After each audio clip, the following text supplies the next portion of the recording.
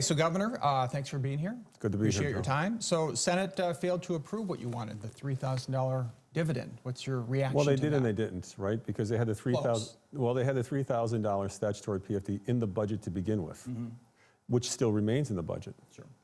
But with regard to the bill that they were running today, that was voted on today, was actually to reduce the PFD. So there were enough votes, 10 I believe, to amend it back to the statutory PFD. But overall, at this point, that bill failed, but we still have within the budget the statutory PFD. Right. Okay. So, so what's your take on that? I mean, you didn't get what you wanted today. Are you confident you're going to get $3,000? That's certainly faced some headwinds. I'm always optimistic, and I'm always hopeful that there'll be a majority of folks that want to follow the statutes, the law, when it comes to the permanent fund dividend. You know, people have discussed about changing it. How do you change it, et cetera. This is really not the method to change it by short funding it or funding it out of other sources. Really, if you want to have if you really feel that the PFD needs to be looked at, engage the people in a discussion this summer into the fall time. Explain to them why you think the PFD needs to be changed. But the way it's happening right now, it doesn't instill confidence in the people of Alaska. So I would anticipate that we will still get a statutory PFD probably sooner than later. We are running out of a little bit of time here. We're getting up close to mid-June here. We'll be getting mid-June here in another week or so. And so I think I'm hopeful, I'm optimistic that the statutes will be followed and we'll get a full PFD. So let me ask you this. So lawmakers, many saying $3,000 is too much. Then we hear the $1,600 figure, and then we hear a $1,000 figure, and some say maybe that might be about right. Is there any compromise from you? Will you back off of $3,000 and say go to $2,000? Compromise in terms of following the law? No. We need to follow the law just like we need to follow the Constitution. My job is to execute the laws. The law in the book says that the calculation for the PFD will be a certain formula that this year spits out a $3,000 or roughly there of PFD. If the folks, again, want to change the law, I would urge them strongly to engage the people of Alaska. Constitutional amendments, what we've talked about, or at the very least an advisory vote. But if you don't involve the people of Alaska, you're never going to have a permanent fiscal plan or a stable fiscal regime. And so that's the problem. And that's the problem we've had for some time. Is it an all or nothing then at this point? Follow the Either law. I get $3,000 and that's it, and there's no discussion. Yeah, it's not really an issue of, I'm just clarifying, whether I get $3,000, it's whether we follow the law. And it's my job, I took an oath to follow the Constitution and carry out the law, so it's to follow the law. And so right now the law calls for a transfer through a calculation that comes out to about $3,000. Once that occurs, then we can have the conversation as to how we want to engage the people of Alaska moving forward on the PFD, if there's going to be any changes, and how the people will be involved in that. But this year, we should be following the law. So if we change things, let's say we change things, would you accept less than $3,000? In the future, if we change things and the people of Alaska were involved in that in some form of a vote, one way or the other, I would accept that, yes. But the people have to be involved in it. See, the people never got worked up over how much the PFD was. This started a couple years ago when the previous administration vetoed the PFD. But prior to that, if it was $500, $700, $900, it was never an issue because the people of Alaska believed that the calculation was the law and that it was a rules-based approach to the PFD.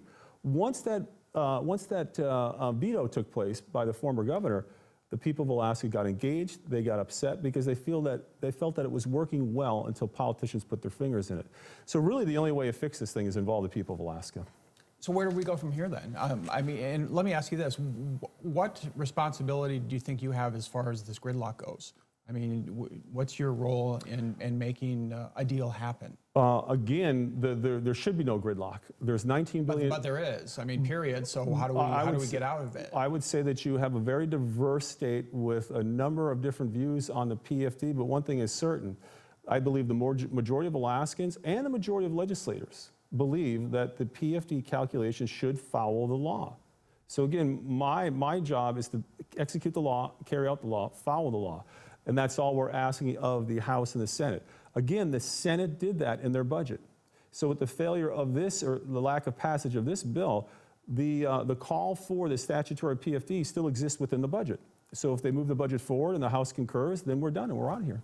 What would you say to the people who you promised a full dividend, If this doesn't work, there's gridlock and it continues and we don't get a deal done, those folks out there who said, I want that, that's what you told me I'm going to get, we're not getting it. What would you say to those people? We're going to continue to insist that the laws be followed and that the rules-based process for the PFD be followed. So will we have another special session then if we don't get a deal? We'll by have to next cross week? that bridge when we come to it. I don't want to speculate at this point.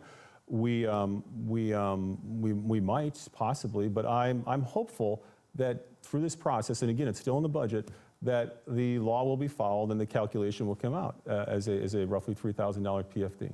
Okay, and so when do you expect this to end? When they agree and they vote on it, Joe, but I'm hoping it's going to end sooner than later.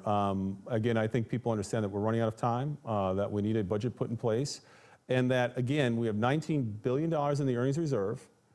The calculation is set in law. You just need to vote on the budget that has the $3,000 calculated PFD within it, or a separate bill that has the calculations in it again, the $3,000, that's the statute's old decade-old statutes, and just vote on it and send it over to the House so they can vote on it. Let me ask you one more thing. Public safety, we had the U.S. Attorney General here last week who talked about an emergency situation with public safety. We've heard about VPSOs, how people have to wait hours, if not days. I mean, you know that. We've all heard that for many years. But yet we still want the $3,000 PFD. Your response to that? I mean, some people who feel that they're not getting what the services they need, but yet we want to go up here with the PFD. Two separate issues, and the PFD did not cause a spike in crime. It's not the PFD. The PFD, I think, is being used as an excuse, or the crime is being used, potentially the size of government's being used as an excuse to take the PFD or not follow the law. They're two separate issues. We certainly have public safety issues in the state of Alaska. That's why we were insistent that that be job number one, to pass the bill that was passed that incorporated the initiatives that we had put forth. That would be HB 49 that was passed. We need to work on our public safety issues. We've had public safety issues here for the last few years. I mean, Anchorage is not becoming a safer city, for example, and it has nothing to do with the PFD. The PFD is a totally separate issue. PFD is embedded in law. Our public safety issues are multifaceted, but we're bound and determined to get those issues, the public safety issue, under control as well. But can we afford this PFD while we're still looking for these services, where some people aren't getting public safety services? I think it's a matter of priorities, and my administration is prioritizing public safety. That was the first step, was the passage of this bill, HB 49, which combined the elements of our bills, but also now we have to work towards making sure that we get boots on the ground in terms of public safety officers, troopers. We have to work with different agencies and municipalities, such as the municipality of Anchorage and the federal government, and how we're going to come together, have a comprehensive and cohesive approach to public safety. Again, it's not the PFDs that's the problem.